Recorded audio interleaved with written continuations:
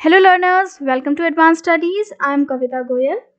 आज की अपनी इस क्लास में मैं आपको पढ़ाने वाली हूँ पाठ्यचर्या को प्रभावित करने वाले कारक, फैक्टर्स अफेक्टिंग कैरिकुलम के बारे में।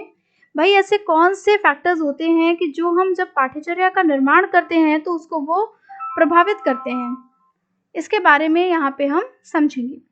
तो देखिए, सबसे पहले यहाँ पे मैंने कुछ पॉइंट्स के थ्रू समझाया है, यहाँ पे मैं आपको हिंदी और इंग्लिश दोनों में ही समझाऊंगी। देखिए, सबसे पहला हमारा पॉइंट है एजुकेशनल सिस्टम का, मतलब कि हमारी शिक्षा व्यवस्था। देखिए, जैसी हमारी शिक्षा व्यवस्था होती है वो कहीं ना कहीं हमारे कैरिकुलम बनाने को इफेक्ट करती है। जैसे कि अगर हम बात करें कि अगर आप मतलब आपकी जो शिक्षा व्यवस्था, आपको अगर छोटे क्लासेस के लिए कैरिकुलम तैयार करना है, किंडरगार्टन वगैरह के लिए, प्ले ग्रुप के लिए तैयार करना है, तो वहाँ पे हम किस तरह के कैरिकुलम के टाइप को चूज करते हैं? सेल्फ सेंटर्ड कैरिकुलम को। लेकिन अगर हमें मान लीजिए हायर क्लासेस के लिए कैरिकुलम तैयार करना है, तो वहाँ पे हमारा कैरिकुलम कौन सा बेहतर रहता है? विषय केंद्रित पाठ्यक्रम, मतलब कि सब्जेक्ट सेंटर्ड कैरिकुलम। तो इस तरह से हम कह सकते हैं कि एजुकेशन सिस्टम जो है वो हमारे कैरिकुलम को बहुत ज़्यादा इफेक्ट करता है। जैसा एजुकेशन सिस्टम होता है उसी के आधार पे ही पाठ्यक्रम का निर्धारण या कैरिकुलम का निर्धारण हो पाता है। नेक्स्ट आता है ऑब्जेक्टिव ऑफ एजुकेशन, मतलब कि शिक्षा का उद्देश्य। भाई शिक्षा का उद्देश्य जो है वो एक इतनी इम्पॉर्टेंट चीज़ है कि इसी के को आधार बना के या इसी को बेस बना के कहीं ना कहीं हम कैरिकुलम को तैयार करते हैं। जैसे कि आपकी शिक्षा का उद्देश्य क्या है, जैसे आजकल जो एजुकेशन प्रोवाइड की जाती है इसका कहीं ना कहीं एक बेस ये होता है कि जो बच्चा है उसके जो मॉरल वैल्यूज़ हैं वो डेवलप करें, उसकी परसेप्शन अच्छी हो, उसका जो वोकेशनल कह सकते हैं या व्यावसायिक जो डेवलपमेंट है वो अच्छा हो, जिससे कि बच्चा जब पढ़ाई पूरी करके अपनी आगे बढ़े तो वो कहीं ना कहीं कुछ काम करने के लिए, व्यवसाय करने के लिए तैयार हो पाए। तो यहाँ पे हम ये कह सकते हैं कि जैसा आपके एजुकेशन का ऑब्जेक्टिव होता है उसको ध्यान में रख के ही कैरिकुलम को तैयार किया जाता है। तो कहीं ना कहीं ऑब्जेक्टिव ऑफ एजुकेशन जो है ये आपकी कैरिकुलम के को प्रभावित करता है, इफेक्ट करता है। नेक्स्ट आता है आपका एग्जामिनेशन सिस्टम। अच्छा, एग्जामिनेशन सिस्टम में आगे बढ़ने से पहले मैं ऑब्जेक्टिव की ही एक बात आपको और भी बोलना चाहूँगी। जैसे फॉर एग्जांपल, जैसे मान लीजिए कि पहले वैदिक काल था। अभी हमने फर्स्ट बुक पढ़ी है जिसमें हमने वैदिक काल, बौद्ध धर्म सभी के बारे में पढ़ा है। तो देखिए, जैसे वैदिक काल था वहाँ पे जब एजुकेशन दी जाती थी तो उनका लक्ष्य होता था मोक्ष प्राप्ति। तो जब मोक्ष प्राप्ति उनका लक्ष्य था तो वो किस तरह की एजुकेशन देते थे? वो शास्त्रों की, वेदों की, इन सब की एजुकेशन देते थे। अब आज का लक्ष्य एजुकेशन का बदल गया है, तो इस हिसाब से जैसा उद्देश्य वैसी एजुकेशन जो है सिस्टम के लिए हम कैरिकुलम तैयार करते हैं और ये कैरिकुलम को इफेक्ट करते हैं। नेक्स्ट आता है एजुकेशन सिस्टम। देखिए, हमारा एजुकेशन सिस्टम जो है वो कैसा है ये भी बहुत ज़्यादा कहीं ना कहीं आपका इफेक्ट करता है इस चीज़ में। जैसे कि सॉरी, एजुकेशन मैं गलत बोल रही हूँ, यहाँ पे एग्जामिनेशन सिस्टम है ये। देखिए, एग्जामिनेशन सिस्टम का मतलब यहाँ पे मेरा ये है कि एग्जामिनेशन लेने के दो तरीके होते हैं। एक होता है जहाँ पे हम एस्से के तौर पे हमें एग्ज़ाम देना होता है। जैसे हम अपने बीएड एग्ज़ाम को ले लें, यहाँ पे काफ़ी सारे शॉर्ट और लॉन्ग क्वेश्चंस आपको दिए जाते हैं और इसमें आपको आंसर्स लिखने होते हैं एक एस्से के तरह से, मतलब 2-4 पेज के। तो उसमें क्या होता है कि एक एग्जामिनेशन सिस्टम तो आपका ये हो गया। दूसरा एग्जामिनेशन सिस्टम होता है जहाँ पे आपके मल्टीपल चॉइस क्वेश्चन आते हैं, वस्तुनिष्ठ प्रश्न आते हैं।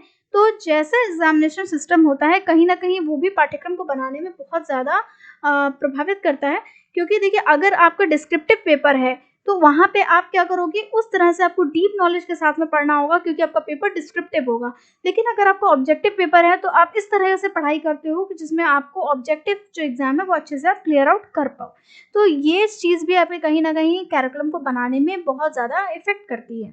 नेक्स्ट आता है स्टडी कमेटी। देखिए, हर एक कैरिकुलम को अगर हम बात करें तो कैरिकुलम को बनाने का काम जो है वो स्टडी कमेटी करती है, मतलब कि अध्ययन समिति जो आपकी है वो करती है आपका कैरिकुलम को बनाने का काम। तो यहाँ पे मैटर ये करता है कि इस कमेटी में जो भी मेंबर्स होते हैं उनका परसेप्शन कैसा है, मतलब कि उनका सोचने का तरीका कैसा है, उनका इंटरेस्ट कैसा है, उनकी किस चीज़ में रुचि है, किस में रुझान है। ये सारी चीज़ें कहीं ना कहीं आपके कैरिकुलम के बनने में बहुत ज़्यादा इफेक्ट होती हैं। क्योंकि भाई कमेटी के जो लोग बैठ के इस कैरिकुलम को बना रहे हैं वो ज़्यादातर क्या करेंगे, जो उनको समझ में आएगा, जो उनको लगता होगा कि हाँ भाई ये चीज़ ज़रूरी है, तो वो उन्हीं चीज़ों को डालेंगे। तो उनके सोचने का तरीका, उनकी इंटरेस्ट, ये कहीं ना कहीं ये चीज़ें आपके कैरिकुलम को इफेक्ट करती हैं। नेक्स्ट आता है रूलिंग सिस्टम। देखिए, यहाँ पे हम शासन पद्धति की बात कर रहे हैं कि देश का शासन कैसा है, ये भी आपके कैरिकुलम को बहुत इफेक्ट करता है। क्योंकि अगर आपके देश में मान लीजिए जैसे कि हमारे देश में लोकतांत्रिक शासन व्यवस्था है, यहाँ पे क्या है कि हर एक व्यक्ति के मतलब डेवलपमेंट को लेके कार्य किए जाते हैं। ऐसा सोचा जाता है कि भाई लोगों में सदाचार की भावना आए, साथ ही साथ जो लोग एक दूसरे के साथ भेदभाव ना करें, इस तरह की चीज़ें हों। तो ये सारा चीज़ डिपेंड करती है कि आपके यहाँ का रूलिंग सिस्टम कैसा है। जैसा रूलिंग सिस्टम होगा और जैसे आपके उद्देश्य होंगे आपके एजुकेशन के, उसी हिसाब से आपका जो कैरिकुलम है वो तैयार होगा। अगर राजा प्रजा वाली सिचुएशन है कि एक राजा है बाकी प्रजा है और आपका एक तांत्रिक शासन व्यवस्था है, तो उसमें क्या होता है कि जब राजा के हाथों में सारे काम होते हैं तो राजा अपनी प्रजा को इस तरह से एजुकेशन देना चाहती है कि भाई जो प्रजा है वो उसकी जी हजूरी करे, उसके बारे में उसके काम आए, उसी के हिसाब से चले। तो इस तरह के जो एजुकेशन सिस्टम होता है इसमें हमारा कहीं न कहीं रूलिंग सिस्टम बहुत इफ़ेक्ट करता है और कैरिकुलम बनाने में ये रूलिंग सिस्टम जो है ये इफ़ेक्ट करता है इस तरीके से। नेक्स्ट आता है national education commission and committee. देखिए नेशनल एजुकेशनल कमीशन की अगर हम बात करें तो क्या होता है कि जो हमारी सरकार है वो कहीं न कहीं राष्ट्रीय शिक्षा आयोग को या समितियों को गठित करती रहती है। शिक्षा के क्षेत्र में, एजुकेशन के क्षेत्र में काफ़ी कुछ सुधार करने के लिए, काफ़ी कुछ चेंजेस करने के लिए।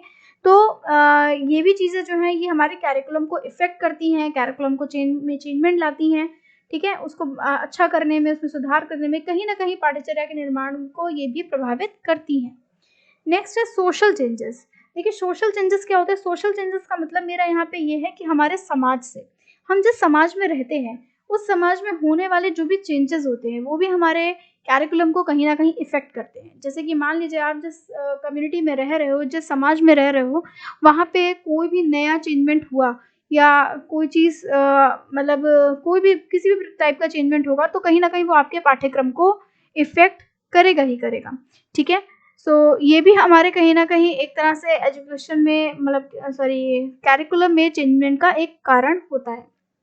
सो देखिए ये मैंने आपको पॉइंट्स बताए हैं कैरिकुलम में चेंजेस से रिलेटेड। होपफुली आपको समझ में आए होंगे। अगर वीडियो अच्छा लगा हो तो प्लीज़ इसे लाइक ज़रूर करिए। इस पे कमेंट करके मुझे बताइए कि भई वीडियो कैसे लग रहे हैं आपको। मैंने बीएड से रिलेटेड अभी और भी काफ़ी सारे वीडियो डाले हैं। सो अगर आपको और भी एजुकेशनल वीडियो देखने हैं बीएड से रिलेटेड, कैरिकुलम से रिलेटेड, तो आप मेरे चैनल पे विज़िट करके देख सकते हो। चैनल को सब्सक्राइब प्लीज़ कर दो और फ्रेंड्स के साथ इस चैनल को शेयर भी ज़रूर करो। So thank you friends, thank you for watching. All the best for your exams. Bye bye.